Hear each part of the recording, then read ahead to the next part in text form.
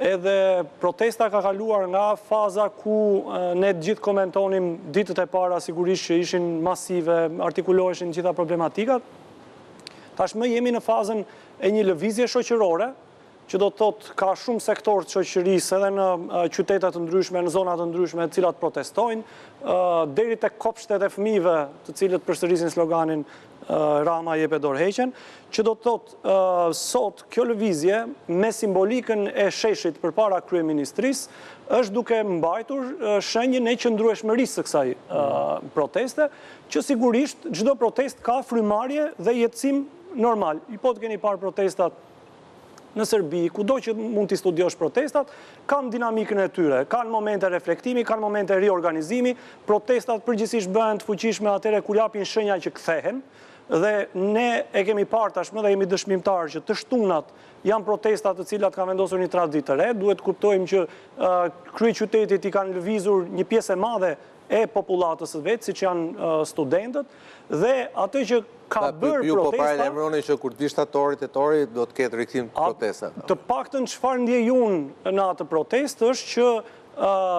rikthimi, le të themi, është shumë i përgatitur dhe shumë i fuqishëm për të vazhduar atë lloj rezistenca. Pra ne këtu nuk kemi më në një akt heroik, që ndodh njerë nga një emocioni dikujt, po jemi në një sistem qëndrueshmërie dhe qëndrese. Dhe ata njerëzit aty po e mbajnë të gjitha të energji të qëndrueshme. Ajo që ka ndodhur sot, unë besoj që nga kjo protest ne duhet jemi mirënjohës të gjithë qytetarëve që kanë marrë pjesë, sepse jo pak gjëra kanë ndodhur dhe unë jam i bindur që Shqipëria do matet me një milestone, pa kjo është një gur themeli, që gjërat nuk do jenë më njësoj. Për Ramën absolutisht nuk do jetë me njësoj. Ai ka humbur legitimitetin në kuptimin e asaj që thonte unë qeveris për njerëzit me njerëzit. Për së vërtetës, 2 rekorde janë thyer në këtë histori, rekordi i protestës më masive të mbajtur ndonjëherë në vend, po edhe që protesta më masive, rekordi i dytë, është bërë nga qytetarët dhe jo nga partitë politike. Të dyja këto sigurisht janë bërë kundrejt qeverisjes së Ramës dhe absolutisht nëse nuk e reflekton kryeministri, qeveria, të gjithë atë që është potenciali, energjia dhe kërkesat e kësaj proteste, unë besoj që është një shans i humbur për të dhënë Shqipërisë një Shqipëri të re. Po sot është e kuptueshme, ka 2 palë, kryeministri dhe qytetarët, ata që protestojnë. Sot mundet që të themi që kryeministri nuk ka dhënë dorëheqjen akoma, po sigurisht nuk mundet ta eliminojnë faktin që është një përballje. Dhe qytetarët që ne mendonim që s'protestojnë asnjëherë, ja pra që protestokan, dhe jo nuk protestojnë vetëm një ditë, po protestojnë 60 ditë, nuk e kanë mlefin vetëm me Ramën, po e kanë edhe me liderin e opozitës, një lloj establishmenti politik që i ka keq qeverisur dhe i ka keq përfaqësuar. Në këtë kuptim, kushdo mundet nga aktorët dhe faktorët e shoqërisë të marrë dhe të reflektojë dhe të përbrëndësojë kërkesat e kësaj proteste, do t'i reflektojë. Cilat janë kërkesat, Miguel? Shiko, unë mendoj që... Se për shembull, ideja, në unë krahasoj 2 protesta, cilat mua më kanë pëlqyer, me thënë vërtetën, të dyja më kanë pëlqyer, sepse ishin fokusuar.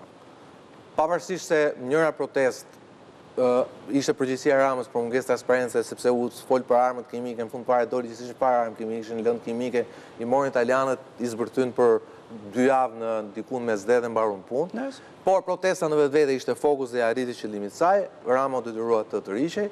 Edhe protesta e nxënësve dhe studentëve ishte shumë e mirë, pasi jo vetëm studentët arritën disa për kërkesave të tyre, por qeveria u ndryshuar ngati 60% të saj. U prish për shkak se futi duart PD-ja dhe LSI-ja, por i arriti një qëllim të saj. Në kohë kjo protesta nuk e dim për çfarë është. Është shumë e qartë, është kam përshtypjen që kjo është protesta më artikuluar politikisht. Protesta ndryshe për protesta tjera, sepse domethënë këtu kemi një përballje me gjithë sistemin politik. Dhe kjo duhet thonë.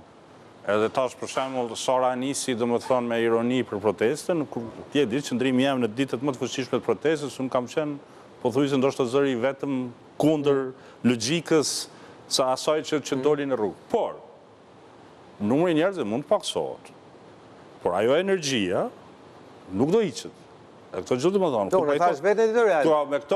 Ata mund të jenë gati, nesër pas nesër, del një lider dhe dalin prapë në rrugë. Komplet komplet narracionin politik. Ajo që mua më ka penguar, gjithmonë është që ti nuk mundësh tash, në shekullin 21, në vitin 2026, kur Shqipëria është prag të proceseve historike, tash ti shpallësh lufti një sistemi politik i cili ka rajt, ti duhet ta ndryshosh sistemin. Rruga nuk është mënyra e duhur për me ndryshu një sistem, sepse njerëzit dalin në rrugë, edhe nëse ajo energji nuk përkthehet në një mekanizëm të qartë politik, është domethënë humbje kohe, edhe përsëri sillemi tash, domethënë politikanët, mua më pengojnë disa njerëz Partisë Socialiste, të cilët faktin që ka pak njerëz protestash e marrin si një farë fitore. Jo, nuk është fitore. Nuk është fitore. Se kam me ty Sara, përgjithësi. Nuk është fitore ajo. Nuk është fitore, sepse njerëzit mund të rinë të shtëpia, edhe shpirtnisht mund të jenë me proteste. Patjetër.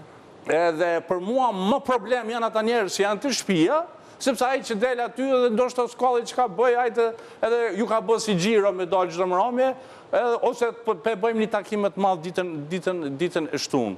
Domthonë Shqipëria ka nevojë, nëse është nevoja për me lind poli tret, le të lind poli tret. Ne kemi me shifra që ka një pol tret që është bile më i madh se PD-ja. Poli tret i partikulum, i pa konfigurum, pa bosht, Ska dhe ku artikulohet, s'ka një fytyrë që një dalë përballë. Kam përshtypjen që kush është poli tret? Dëgjoj, ne kemi parti tradicionale. Ajo është opozita, më nuk ka pol dytë as pol. Parti tradicionale e ke PS-n edhe PD-n.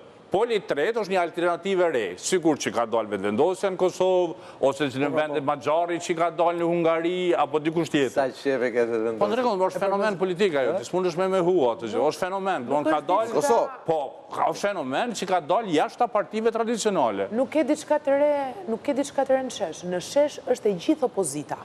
Ka një fragment që mund t'jetë i rifare, ke PD-n aty, Po jo, dhe kjo logjika është opozit, çfarë problemi është tjetë opozit?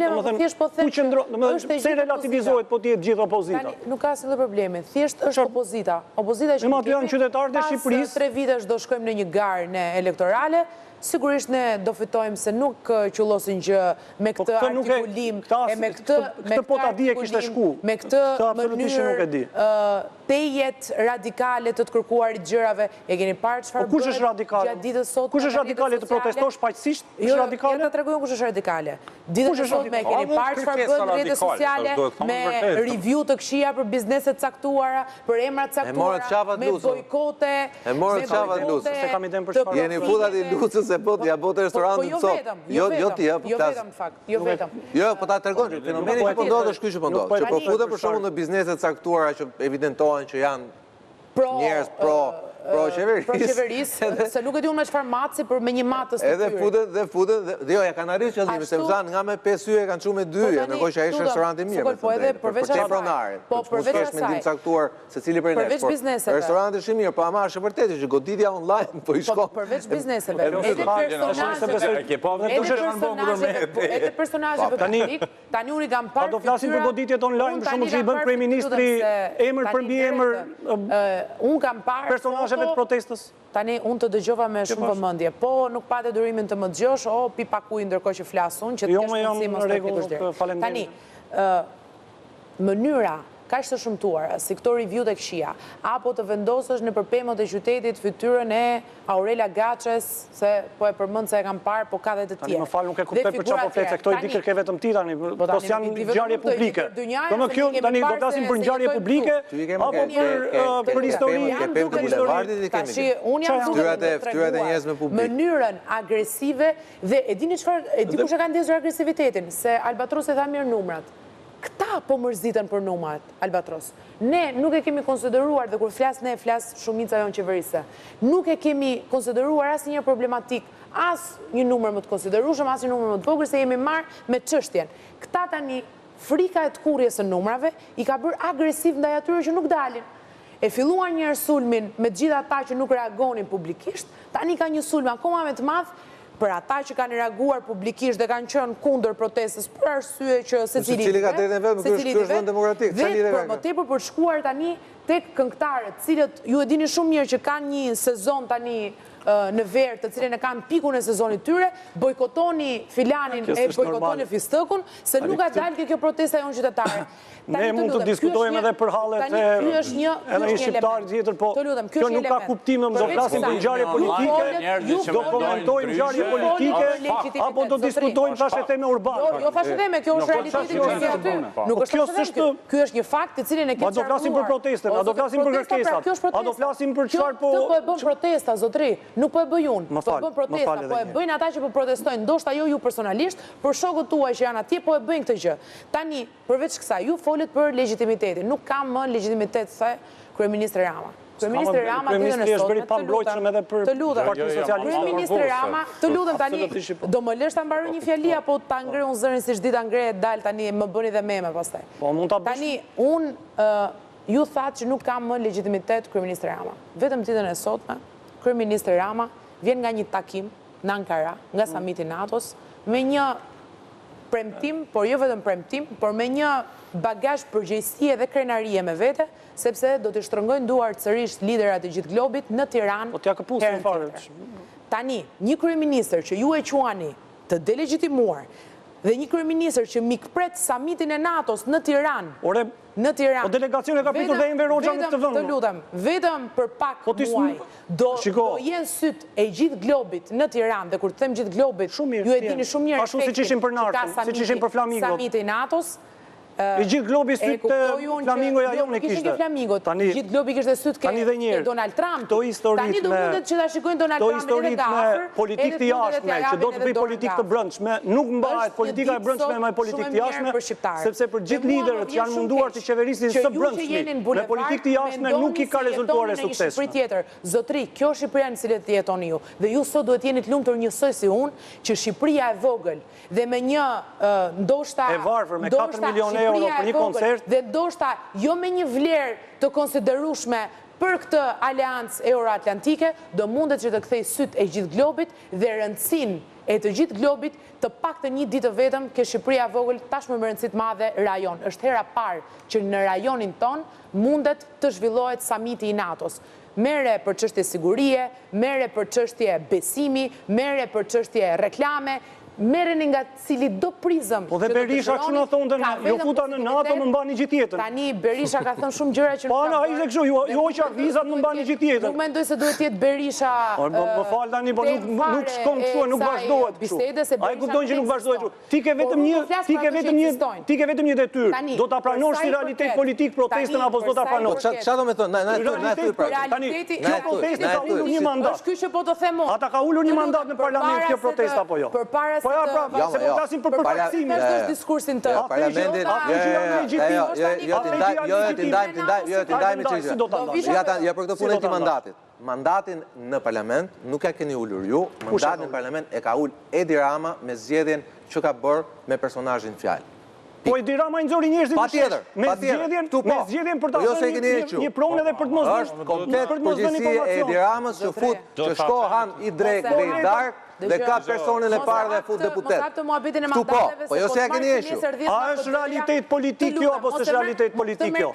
Parlamenti Europian, a i qoj qeverisë memorandum për të mos prekur asnjë nga zonat e mbrojtura deri në integrim si jo pra. Jo pra, nuk është mos gënjeni pra tani. Mos gënjeni.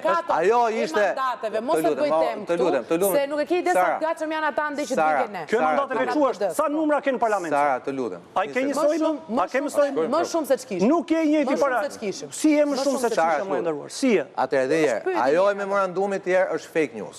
Aty u bën një kërkesë nga grupet e majta ambientaliste e cila u rrëzua. Aty u fol për pjesën e Vjosës, e cila në çdo rast është e mbrojtur dhe qeveria më duket ka ca vite që është tërheq. Po ka dhe ca kriteri dhe rregullat kapitullit 27, cilat Kërkesa Leonardo DiCaprio. Po pra, kërkesa e Leonardo DiCaprio me qeveria shtërheqë për asaj ka kohë për asaj dhe është shpallë zonë mbrojtur, pra nuk ka tani mos ti flasim gjërat. Shikoj, di kush është problemi? Po realisht, realisht kjo është. Ti ke europarlamentar që të flasin tek megafone. Jo, prit. Të mos bëjmë standard. A do përdorin të njëjtin standard? Jo, pra se ti ke standard tjetër. Kjo është standardi vjetër. Ti duhet përdorësh standard tjetër. Nëse do të përdorësh standardin, jo, mos e përdor këtë. Po sjell dhe unë. Se shor për shor e kam në borrën.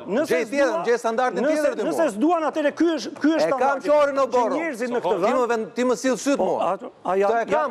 Ti më sill